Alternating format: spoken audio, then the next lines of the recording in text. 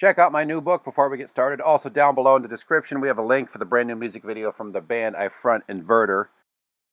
Also, Chris from Tiny Industrial has been announced as one of our guest speakers and builders at an upcoming North Carolina hands-on workshop we're hosting. And down below, it's your 10% off discount code for an E-Heat Envy tiny house heater.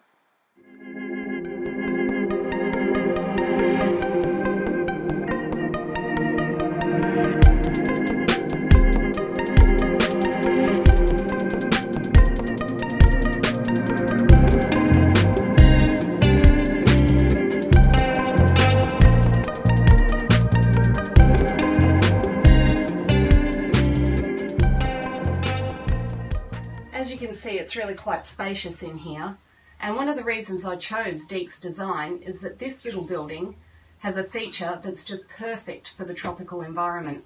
Let me show you.